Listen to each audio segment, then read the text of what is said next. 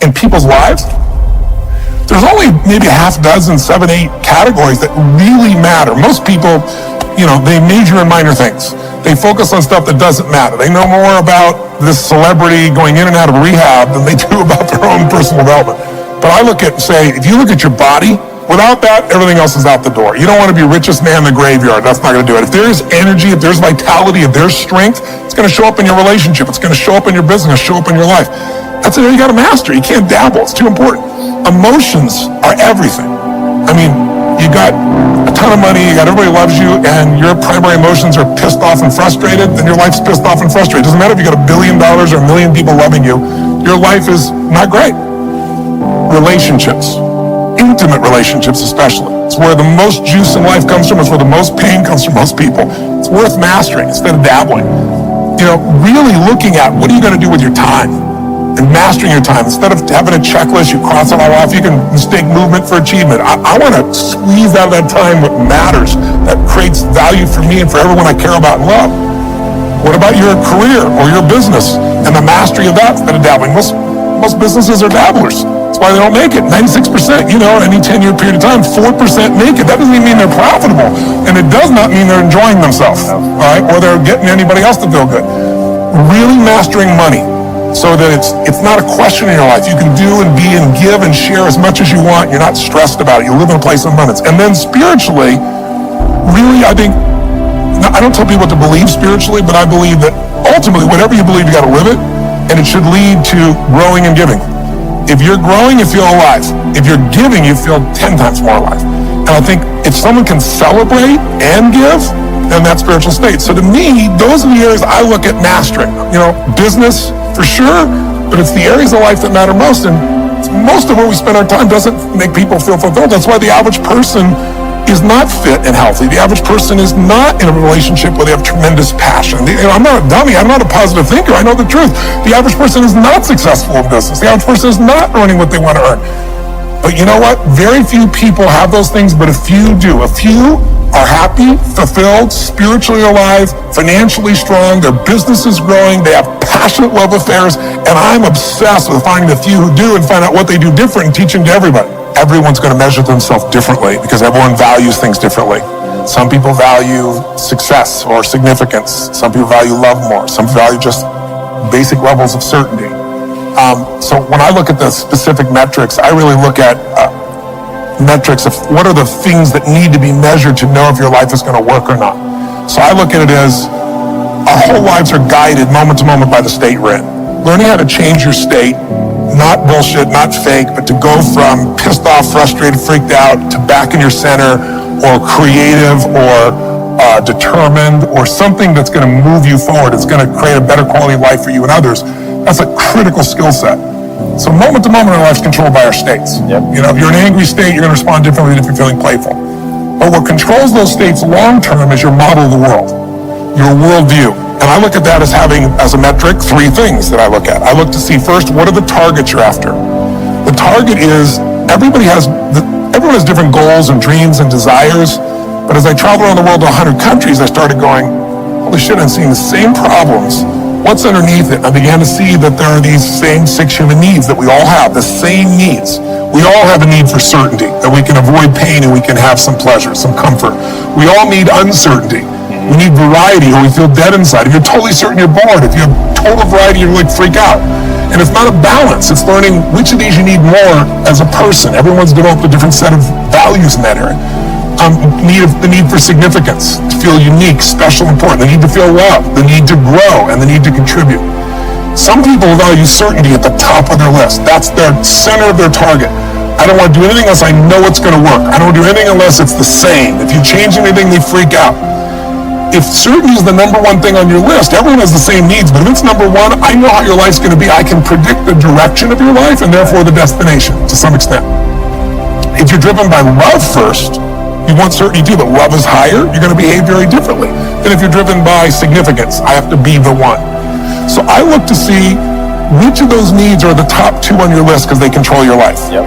The 2 that most people have, 90% of the planet, if you said, of all these needs, which one do you really focus on most day to day? Everybody wants love, but what do you focus on? Most people focus on being significant. We live in a Facebook world where people fake their life, put new filters, make it look different than it really is, tell stories that, are totally full of it to make themselves look good. Because we live in this kind of false world where significance is more important than love. And it separates us. And the other one that we see most often is certainty. People want to be certain before they can do something. You couldn't have started a business like you had if you were absolutely certain before you started. You can never build a business with that. You can never build a great relationship, because if it's based on certainty, then everybody's got to stay the same and never change, which means you're never going to grow, which means you're going to be miserable. Right. So my metrics are, I want to find out what's driving you. And I want to see, is it healthy or unhealthy? You can have two people be driven by significance, though, and do it with a different set of rules. That's the second piece I measure. The beliefs or rules of how to fulfill that target. But I want to be more clear about something. An extraordinary life is life on your terms, and there's two parts. Part one to have an extraordinary life is mastering the skill of the science of achievement. How do I take what I envision and make it real? And how do I do that quicker, faster, better, easier? The ability to manifest what you come up with and make it real, like you've done with your company, yes, that's a skill set. I spend an unbelievable amount of time helping people do it faster, quicker, better, showing them the shortcuts, teaching them the strategies, modeling what works so you can save yourself a decade. But I would submit to you that having done this for 38 years with, 50 million people at this stage, I can tell you that the science of achievement, there are a lot of people that are damn good at that, and they still don't have an extraordinary life. They have an extraordinary life. You see it as extraordinary, but I get the phone call from the multi-billionaire who tells me he wants to do this thing on his business, but what he really find out is he's miserable as hell, and he's hoping somehow I'm going to rub off on him on that side too. Right.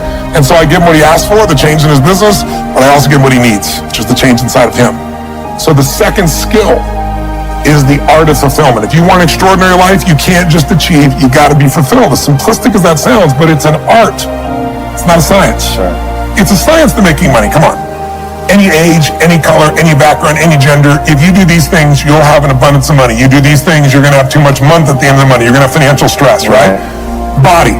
Everyone's biochemically different, but you and I both know there's fundamental rules, laws. There's a science to the body. You violate that science, you're going to have disease. You're going to have low energy. You align with that, you're going to have an abundance of energy. It's going to affect everything in your life. It's a science. Fulfillment's not like that. Fulfillment is as different as our human beings. You want to know what God or the universe likes? Look at the jungle, look at the forest. Right. It's diverse, right? So most people think, well, I want to get that because they've been modeling somebody else, and that might work on how to achieve something. It'll never work for what to fulfill you. How many people you know, like you, got what you thought you wanted, and you weren't fulfilled? Right. And that, I always tell people, success without fulfillment is the ultimate failure. The ultimate failure. Because if you go at something and you fail and you're an achiever, you don't fail. You go, I learned something, I'll just try something else. Right. I'm going to still get there. But when you succeed and you're not happy.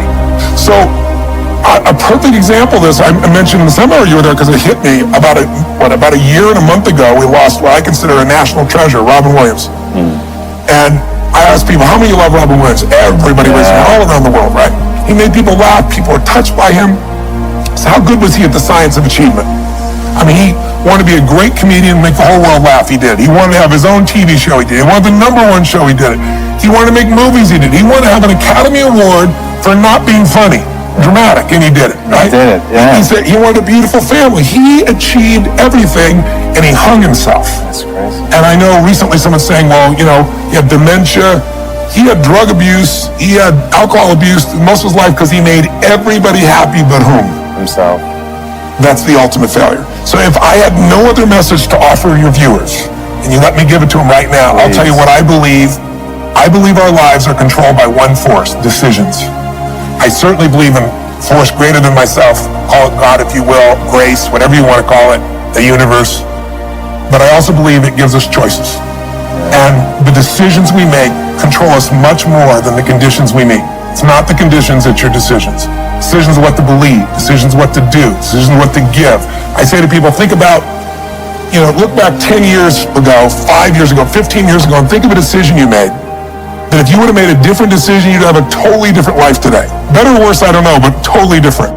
The most important decision you can make above any on the face of the earth is deciding that no matter what happens in your life, no matter what happens, you're going to live in a beautiful state.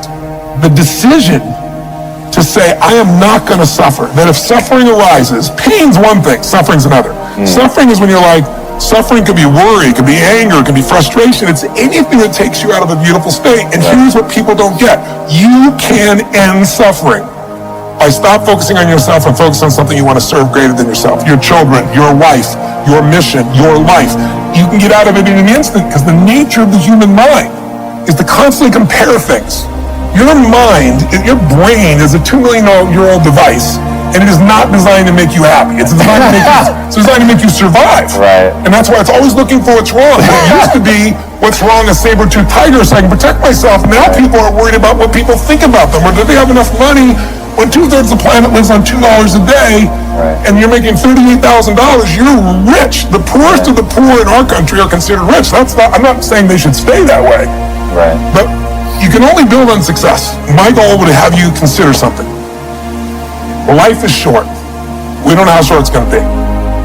But if you only had a week to live, I bet you wouldn't allow yourself to suffer over a little crap that makes you crazy normally. I think you would probably spend time with those you love. You would do what you love.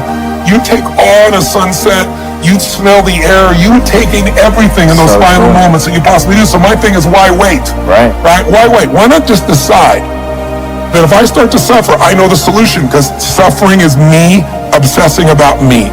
You might say, it's not me, I'm worried about my kids because they're not doing well. No, you're worried that you haven't done enough for your kids. It's about you still, right? Yes. You know, you're worried about what was done or what you should have done or what shouldn't have done. And you can end that in an instant by becoming aware of it and saying, I have made the most important decision of all. Right. I'm going to live in a beautiful state. Because here's what's going to happen. Anybody watching, you may lose a family member, you probably will. Somebody may get cancer. Your business the government might change the rules. They might change things radically that you can't even do anything about it. You might go bankrupt. You might get divorced. I'm not saying anybody will, but no one knows what's going to really happen in your life. Life's full of uncertainty, but here's what you can know. You can decide no matter what happens, you're going to have a great time. If somebody like Viktor Frankl can be locked up in Auschwitz and come out of that and experience finding joy in the middle of Auschwitz, then human beings have a capacity they've undersold themselves on. We think that the outside world determines how we feel. If people have to behave a certain way, if your husband or your wife or your kids or your coworkers or whoever, your boss, has to behave a certain way for you to be happy, and if they don't, you're unhappy, then you're always going to be unhappy, because the more people around you, the more they're going to change that, because they're all human, right? My invitation is, as great as it is to achieve, more important to enjoy. Right. And if you can enjoy every moment in that state, when you're feeling loving and playful and passionate and curious and awe, you treat other people 100 times better than when you're feeling frustrated, pissed off, overwhelmed, worried, stressed, or feeling sorry for yourself. Right. You're going to be a better parent, you're going to be a better lover, you're going to be a better business person, you're going to have a better life. So my soliloquy is, decide. Decide today. And actually say, what if I cut it off? What if I said, I'm not willing to settle and I'm just going to live in a beautiful state? Doesn't mean you won't feel bad. It doesn't mean you won't stay there. You instantly change. But what the hell is success? It's hitting an expectation. And I always tell people, man, trade your expectations for appreciation, and it's a whole new world instantly. If you can appreciate this moment, if you can't find ecstasy in this moment, in a conversation with a friend and looking in your wife's eyes, being with your children, going on a run, if you can't find ecstasy now, I'm going to tell you, more money, more people, more love, more business, more anything is not going to give you more ecstasy. If you can't do it here now, you're not going to do it there when you got more.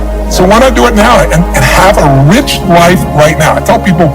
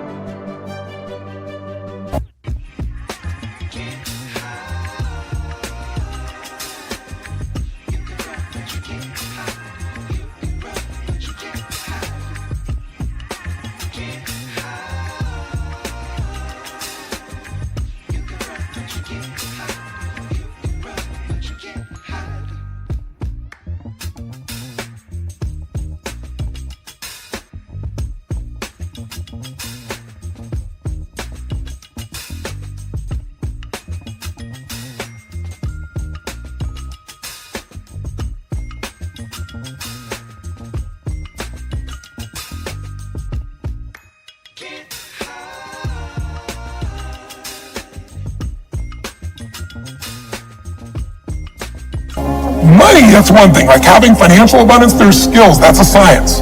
But wealth, it's a decision. It's like you can be wealthy right now. I live in Fiji a good portion of the time. There are these villagers there. They're the richest people I know. They're happy. They laugh. They love. They don't give a damn about the economics. Other people say they're poor. When I first went there, I was trying to do things for them. They're like, what are you talking about? I'm so happy. Wealthy people come over from the United States and they go travel around and try to figure out what to do. And they're going to spend 9 years to do this and this and this so they can finally sit down and be happy. And the Fijian guy goes, why don't you sit on the beach right now, dude, and experience it? Why spend the 9 years? Why not have it now? That's my